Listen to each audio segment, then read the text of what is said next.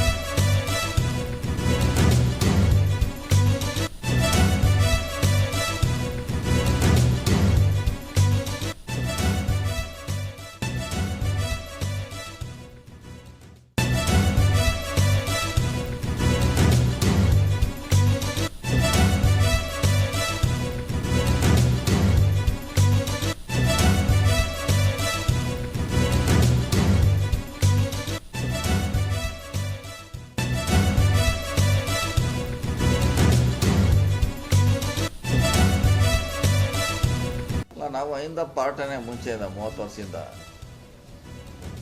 ಇಂದ ನಾವು JDSಲಿದ್ದಾಗ ಅಹಿಂದ ಪಾರ್ಟೇ, ಕಾಂಗ್ರೆಸ್ ಬಂದ್ಮಗ ಅಹಿಂದ ಪಾರ್ಟೇ ನಾವು. ಸೊ ಅದರಲ್ಲಿ ನಾವು ಹೊಸದಾಗಿ ಸೇರೋಂಥದ್ದೇನಿಲ್ಲ. ಅದರಲ್ಲಿ ಅವರು ಸಿದ್ದರಾಮಯ್ಯರಿದ್ದಾರೆ, ಮಾದೇವಪ್ಪನಿದ್ದಾರೆ, ಪರಮೇಶ್ವರ್ ಇದ್ದಾರೆ, ಖರ್ಗೆ ಎಲ್ಲರೂ ಇದ್ದ ಪಾರ್ಟೇ, ಅದರಲ್ಲಿ ಏನು ಪ್ರಶ್ನೆ ಇಲ್ಲ. ಸೊ ಅದನ್ನು ಮುಂದೆ ಕೂಡ ಅದೇ ವಿಷನ್ ಇದ್ದೇ ಇರ್ತದೆ. ಹಿಂದೆ ಏನಿತ್ತು ಮುಂದೆ ಕೂಡ ಅದೇ ಮುಂದುವರ್ತದೆ ಅಷ್ಟೇ.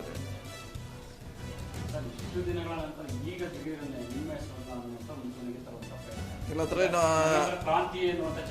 ಆಶ್ಚರ್ಯ ಆಗುವಂಥದ್ದು ಏನು ಕೈ ಏನಿಲ್ಲ. ಅವ್ರೇನು ಹೇಳಿದ್ದಾರೆ, ಅವ್ರೇನು ಮುಖ್ಯಮಂತ್ರಿ ಸ್ಥಾನ ಕೇಳಿಲ್ಲ, ಅಧ್ಯಕ್ಷ ಸ್ಥಾನ ಕೇಳಿದ್ದವ್ರೇನು ಇಂದ ಅದು ಸಪ್ರೇಟು ಪಾರ್ಟಿ ಬಿಟ್ಟು ಅಥವಾ ಸರ್ಕಾರ ಬಿಟ್ಟಿರುವಂಥ ಒಂದು ಸಂಘಟನೆ, ಅದ್ರ ಬಗ್ಗೆ ಹೇಳಿದ್ದಾರೆ. ಅದೇ ಹೇಳಿದ ಹತ್ರ ಪಾರ್ಟ್ ಇದ್ದೇವೆ ನಾವು.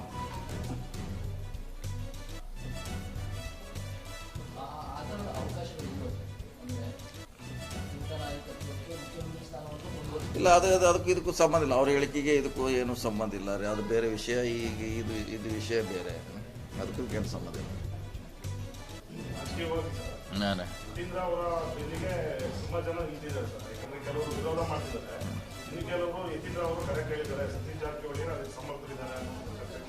ಅಲ್ಲ, ವಿರೋಧ ಮಾಡೋಂಥ ಪ್ರಶ್ನೆ ಇಲ್ಲ. ನಾವೇನು ಮುಖ್ಯಮಂತ್ರಿ ಸ್ಥಾನ ಕೇಳಿಲ್ಲ, ಅವ್ರು ಮುಖ್ಯಮಂತ್ರಿ ಸ್ಥಾನ ಹೇಳಿಲ್ಲ. ಅವ್ರು ವಿರೋಧ ಮಾಡೋರು ಆ ಸ್ಥಾನದ ಬಗ್ಗೆ ಅವರು ಕನ್ಫ್ಯೂಷನಲ್ಲಿದ್ದಾರೆ. ಅವ್ರು ಹೇಳಿದ್ದೆ ಬೇರೆ, ಇವ್ರು ತಿಳ್ಕೊಂಡೆ ಬೇರೆ. ನನ್ನ ದೃಷ್ಟಿಯಲ್ಲಿ ಅದು ಸಪ್ರೇಟ್ ಸಂಘಟನೆ ಇದೆ, ಅದರ ನಾಯಕತ್ವಲಿಕ್ಕೆ ಯಾರ್ದು ವಿರೋಧ ಅವಶ್ಯಕತೆ ಇಲ್ಲ. ಅವ್ರೇನು ಮುಖ್ಯಮಂತ್ರಿ ಸ್ಥಾನದ ಪಡೀರಿ ಅಥವಾ ಅಧ್ಯಕ್ಷ ಸ್ಥಾನ ಪಡೀರಿ ಅಂತ ಎಲ್ಲೂ ಹೇಳಿಲ್ಲ, ನಾವು ಕೂಡ ಕೇಳಿಲ್ಲ. ಹೀಗಾಗಿ ಅದಕ್ಕೆ ವಿರೋಧ ಅನ್ನೋದು ಪ್ರಶ್ನೆ ಉದ್ಭವಿಸಲ್ಲ ಅಂತ.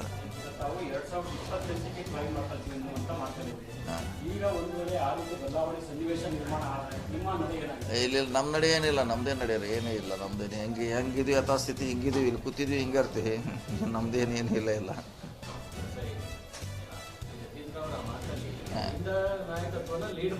ಹೌದು, ಅಷ್ಟೇ ಹೇಳಿದ್ರು ಅವರು.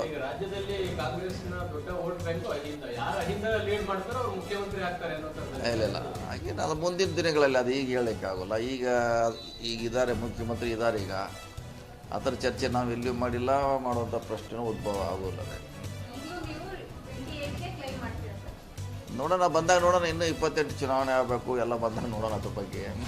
ಚುನಾವಣೆ ಆಗಬೇಕು, ಚುನಾವಣೆ ಆದಮೇಲೆ ನೋಡೋಣ, ಸನ್ನಿವೇಶ ಸಂದರ್ಭ ನೋಡಿ ನಿರ್ಧಾರ ಮಾಡೋಣ.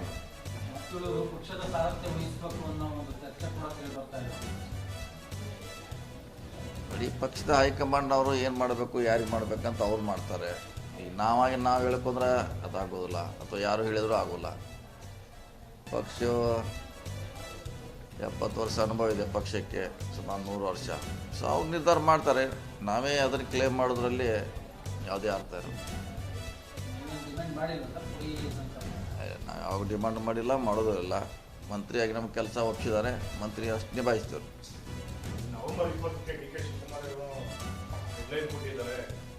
ನವೆಂಬರ್ 20 ನಂತರ ಮುಖ್ಯಮಂತ್ರಿ ಬದಲಾವಣೆ ಆಗಬೇಕು ಅನ್ನೋದು ಡಿಮ್ಯಾಂಡ್ ಇಟ್ಟಿದ್ದಾರೆ. ಇಲ್ಲ, ನಮ್ಗೆ ಅದ್ರ ಗೊತ್ತಿಲ್ಲ. ಅದ್ರ ಬಗ್ಗೆ ನಮಗೂ ಕಾಂಗ್ರೆಸ್ ಭವನಗಳ ನಿರ್ಮಾಣ ಪ್ರಕ್ರಿಯೆ ನಿವೇಶನ ಪಡ್ಕೊಳ್ಳೋದಕ್ಕೆಲ್ಲ ಡೆಡ್ಲೈನ್ ಇರಿಸಿ ಲೆಟರ್ ಬರೆದಿದ್ದಾರೆ.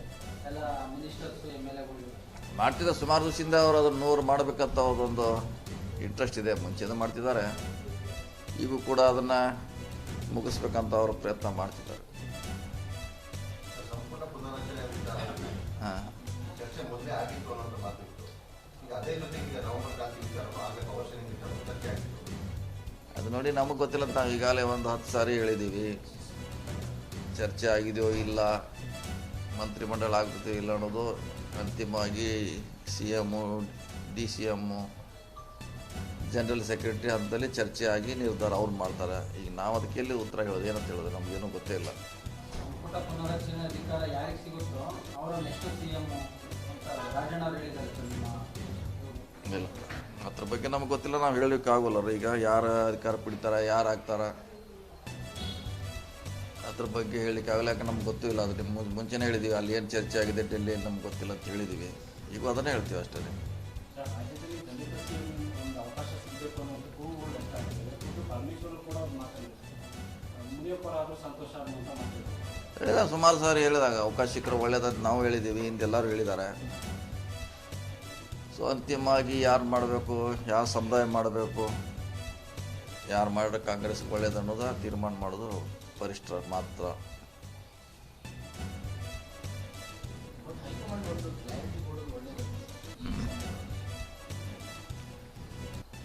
ಇದನ್ನು ಅವ್ರನ್ನ ಕೇಳ್ಬೇಕಾದ್ರೆ, ನೀವು ಅವ್ರನ್ನ ಕೇಳಿದ್ರೆ ಅವ್ರು ಕೇಳ್ಬೇಕು. ಮುಂದೆ ಹಿಂಗೆ ಆಗಿದೆ, ಹಿಂಗೆ ಕೇಳಿದ್ರೆ ಬೆಟ್ರ್. ಮುಂದೆ ಈಗ ನಾವೆಲ್ಲಿ ಹೇಳಿದ್ದೀವಿ, ನಾವು ಕೆಳಗಡೆ ಇದ್ದೀವಿ.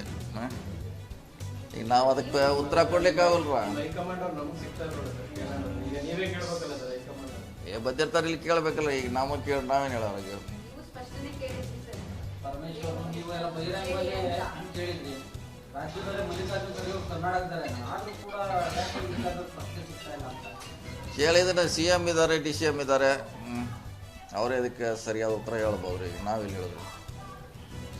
ಪರಮೇಶ್ವರ್ ಕೂಡ ಹೇಳ್ತಾರೆ, ಪದೇ ಪದೇ ಇದು ಆಗ್ತಾ ಇರೋದ್ರಿಂದ ಆಡಳಿತದ ಮೇಲೆ ಪರಿಣಾಮ ಬೀರ್ತಾ ಇದೆ. ಮುಂದುವರಿಯ ಸೂಕ್ತ ಅಲ್ಲ, ನಿರ್ದಿಷ್ಟ ಆಗಬೇಕು ಅಂತ ಹೇಳಿದ್ದಾರೆ. ಅದು ಕರೆಕ್ಟ್. ಈಗ ನಾವು ಹೇಳಿ ನಮ್ಮ ಸ್ಪಷ್ಟೀಕರಣ ಹೇಳುವಾಗ ಹೇಳಿದ್ದೀವಿ. ಪದೇ ಪದೇ ಮತ್ತೆ ಅದನ್ನು ರಿಪೀಟ್ ಮಾಡೋದು ಅವಶ್ಯಕತೆ ಇಲ್ಲ. ಅಲ್ಲ, ನಾವು ಇಂದ ಪಾರ್ಟನೇ ಮುಂಚೆಯಿಂದ 30 ವರ್ಷದಿಂದ ನಾವು JDSಲಿದ್ದಾಗ ಇಂದ ಪಾರ್ಟೇ, ಕಾಂಗ್ರೆಸ್ ಬಂದ್ಮೇಲೆ ಇಂದ ಪಾರ್ಟೇ ನಾವು. ಸೊ ಅದರಲ್ಲಿ ನಾವು ಹೊಸದಾಗಿ ಸೇರೋತ್ತದೇನಿಲ್ಲ. ಅದರಲ್ಲಿ ಅವರು ಸಿದ್ದರಾಮಯ್ಯರಿದ್ದಾರೆ, ಮಾದೇವಪ್ಪನಿದ್ದಾರೆ, ಪರಮೇಶ್ವರ್ ಇದ್ದಾರೆ, ಖರ್ಗೆ ಎಲ್ಲರೂ ಇದ್ದ ಪಾರ್ಟೇ. ಅದರಲ್ಲಿ ಏನು ಪ್ರಶ್ನೆ ಇಲ್ಲ. ಸೊ ಅದನ್ನು ಮುಂದೂ ಕೂಡ ಅದೇ ವಿಷನ್ ಇದ್ದೇ ಇರ್ತದೆ. ಹಿಂದೆ ಏನಿತ್ತು ಮುಂದೂ ಕೂಡ ಅದೇ ಮುಂದುವರ್ತದೆ ಅಷ್ಟೇ.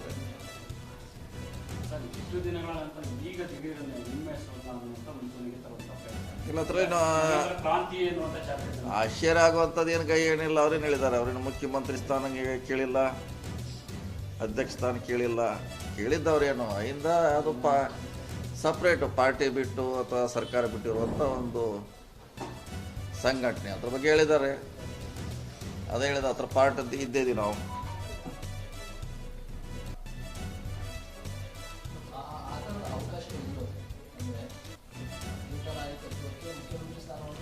ಇಲ್ಲ, ಅದಕ್ಕೂ ಇದಕ್ಕೂ ಸಂಬಂಧ ಇಲ್ಲ. ಅವ್ರ ಹೇಳಿಕೆಗೆ ಇದಕ್ಕೂ ಏನೂ ಸಂಬಂಧ ಇಲ್ಲ ರೀ. ಅದು ಬೇರೆ ವಿಷಯ. ಈಗ ಇದು ವಿಷಯ ಬೇರೆ, ಅದಕ್ಕೂ ಏನು ಸಂಬಂಧ ಇಲ್ಲ. ರಾಜಕೀಯವಾಗಿ ಸರ್, ನಾನೇ ಯತೀಂದ್ರ ಅವರ ಬೆನ್ನಿಗೆ ತುಂಬಾ ಜನ ನಿಂತಿದ್ದಾರೆ ಸರ್. ಯಾಕಂದ್ರೆ ಕೆಲವರು ವಿರೋಧ ಮಾಡ್ತಿದ್ದಾರೆ, ಇನ್ನು ಕೆಲವರು ಯತೀಂದ್ರ ಅವರು ಕರೆಕ್ಟ್ ಹೇಳಿದ್ದಾರೆ, ಸತೀಶ್ ಜಾರಕಿಹೊಳಿ ಅದಕ್ಕೆ ಸಮರ್ಥರಿದ್ದಾರೆ. ಅಲ್ಲ, ವಿರೋಧ ಮಾಡೋಂಥ ಪ್ರಶ್ನೆ ಇಲ್ಲ. ನಾವೇನು ಮುಖ್ಯಮಂತ್ರಿ ಸ್ಥಾನಕ್ಕೆ ಇಲ್ಲ, ಅವ್ರು ಮುಖ್ಯಮಂತ್ರಿ ಸ್ಥಾನ ಹೇಳಿಲ್ಲ. ಅವ್ರು ವಿರೋಧ ಮಾಡೋರು ಆ ಸ್ಥಾನದ ಬಗ್ಗೆ ಅವ್ರಿಗೆ ಅವರು ಕನ್ಫ್ಯೂಷನಲ್ಲಿದ್ದಾರೆ. ಅವ್ರು ಹೇಳ್ದೆ ಬೇರೆ, ಇವ್ರು ತಿಳ್ಕೊಂಡೆ ಬೇರೆ. ನನ್ನ ದೃಷ್ಟಿಯಲ್ಲಿ ಅದು ಸಪ್ರೇಟ್ ಸಂಘಟನೆ ಇದೆ. ಅದರ ನಾಯಕತ್ವ ವಹಿಸಲಿಕ್ಕೆ ಯಾರ್ದು ವಿರೋಧ ಅವಶ್ಯಕತೆ ಇಲ್ಲ. ಅವ್ರೇನು ಮುಖ್ಯಮಂತ್ರಿ ಸ್ಥಾನದ ಪಡೀರಿ ಅಥವಾ ಅಧ್ಯಕ್ಷ ಸ್ಥಾನ ಪಡೀರಿ ಅಂತ ಎಲ್ಲಿಯೂ ಹೇಳಿಲ್ಲ, ನಾವು ಕೂಡ ಕೇಳಿಲ್ಲ. ಹೀಗಾಗಿ ಅದಕ್ಕೆ ವಿರೋಧ ಅನ್ನೋದು ಪ್ರಶ್ನೆ ಉದ್ಭವಿಸಲ್ಲ ಅಂತ. ತಾವು 2028ಕ್ಕೆ ಟ್ರೈ ಮಾಡ್ತಾ ಇದ್ದೀರಿ ಅಂತ ಮಾತಾಡಿದ್ರಿ. ಹಾಂ, ಈಗ ಒಂದು ವೇಳೆ ಆ ರೀತಿ ಬದಲಾವಣೆ ಸನ್ನಿವೇಶ ನಿರ್ಮಾಣ ಆದರೆ ನಿಮ್ಮ ನಡೆ ಏನಾಗಿದೆ? ಇಲ್ಲಿ ನಮ್ಮ ನಡೆ ಏನಿಲ್ಲ, ನಮ್ಮದೇ ನಡೆಯೋರು ಏನೂ ಇಲ್ಲ. ನಮ್ಮದೇನು ಹೆಂಗಿದೀವಿ ಯಥಾಸ್ಥಿತಿ ಹಿಂಗಿದೀವಿ, ಇಲ್ಲಿ ಕೂತಿದ್ವಿ ಹಿಂಗೆ ಇರ್ತೀವಿ. ನಮ್ಮದೇನು ಏನೂ ಇಲ್ಲ.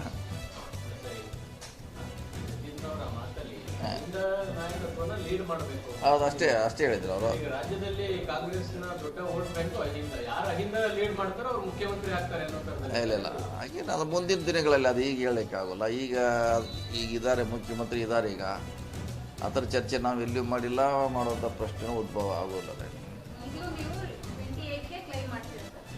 ನೋಡೋಣ, ಬಂದಾಗ ನೋಡೋಣ. ಇನ್ನೂ 28 ಚುನಾವಣೆ ಆಗಬೇಕು, ಎಲ್ಲ ಬಂದಾಗ ನೋಡೋಣ. ಅದ್ರ ಬಗ್ಗೆ ಚುನಾವಣೆ ಆಗಬೇಕು. ಚುನಾವಣೆ ಆದಮೇಲೆ ನೋಡೋಣ, ಸನ್ನಿವೇಶ ಸಂದರ್ಭ ನೋಡಿ ನಿರ್ಧಾರ ಮಾಡೋಣ.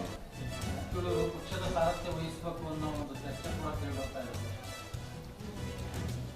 ನೋಡಿ, ಪಕ್ಷದ ಹೈಕಮಾಂಡ್ ಅವರು ಏನು ಮಾಡಬೇಕು, ಯಾರಿಗೆ ಮಾಡಬೇಕಂತ ಅವ್ರು ಮಾಡ್ತಾರೆ. ಈಗ ನಾವು ಹೇಳ್ಕೊಂಡ್ರೆ ಅದಾಗೋದಿಲ್ಲ, ಅಥವಾ ಯಾರು ಹೇಳಿದರೂ ಆಗೋಲ್ಲ. ಪಕ್ಷ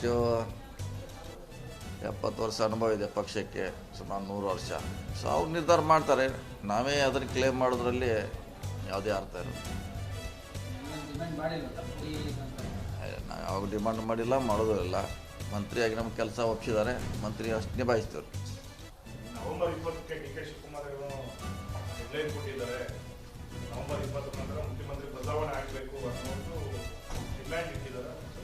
ಎಲ್ಲ ನಮ್ಗೆ ಅದ್ರ ಗೊತ್ತಿಲ್ಲ. ಅದ್ರ ಬಗ್ಗೆ ನಮಗೂ ಕಾಂಗ್ರೆಸ್ ಭವನಗಳ ನಿರ್ಮಾಣ ಪ್ರಕ್ರಿಯೆ ಇದೆ ಸರ್. ಅವನ್ನೆಲ್ಲ ನಿವೇಶನ ಪಡ್ಕೊಳ್ಳೋದಕ್ಕೆಲ್ಲ ಡೆಡ್ಲೈನ್ ಇರಿಸಿ ಲೆಟರ್ ಬರೆದಿದ್ದಾರೆ. ಎಲ್ಲ ಮಿನಿಸ್ಟರ್ಸ್ ಎಮ್ಎಲ್ಎಗಳು ಮಾಡ್ತಿದ್ದ ಸುಮಾರು ದಿವಸದಿಂದ ಅವರು ಅದನ್ನು 100 ಮಾಡಬೇಕಂತ ಅವ್ರದ್ದೊಂದು ಇಂಟ್ರೆಸ್ಟ್ ಇದೆ. ಮುಂಚೆನೇ ಮಾಡ್ತಿದ್ದಾರೆ, ಈಗೂ ಕೂಡ ಅದನ್ನು ಮುಗಿಸ್ಬೇಕಂತ ಅವರು ಪ್ರಯತ್ನ ಮಾಡ್ತಿದ್ದಾರೆ. ಸಂಪುಟ ಪುನರಚನೆ ವಿಚಾರ ಹಾಂ, ಚರ್ಚೆ ಮೊದಲೇ ಆಗಿತ್ತು ಅನ್ನೋದು ಮಾತಿತ್ತು. ಅದೇ ಜೊತೆಗೆ ಈಗ ನವೆಂಬರ್ ಕ್ರಾಂತಿ ವಿಚಾರನೂ ಆಗಲೇ ಅವಶ್ಯಕ ವಿಚಾರ ಚರ್ಚೆ ಆಗಿತ್ತು. ಅದು ನೋಡಿ, ನಮಗೆ ಗೊತ್ತಿಲ್ಲ ಅಂತ ನಾವು ಈಗಾಗಲೇ ಒಂದು 10 ಸಾರಿ ಹೇಳಿದ್ದೀವಿ.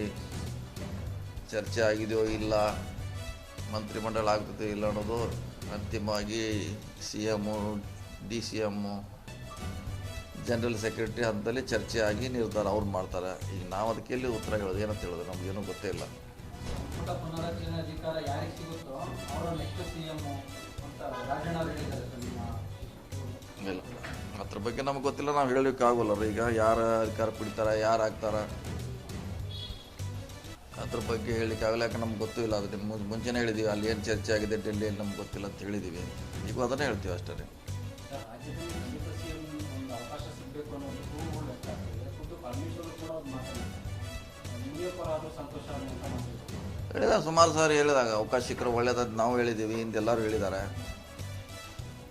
ಸೊ ಅಂತಿಮವಾಗಿ ಯಾರು ಮಾಡಬೇಕು, ಯಾವ ಸಮುದಾಯ ಮಾಡಬೇಕು, ಯಾರು ಮಾಡಿದ್ರೆ ಕಾಂಗ್ರೆಸ್ಗೆ ಒಳ್ಳೇದು ಅನ್ನೋದು ತೀರ್ಮಾನ ಮಾಡೋದು ವರಿಷ್ಠರ ಮಾತ್ರ. ಹೈಕಮಾಂಡ್ ಒಂದು ಕ್ಲಾರಿಟಿ ಕೊಡೋದು ಒಳ್ಳೇದಲ್ಲ.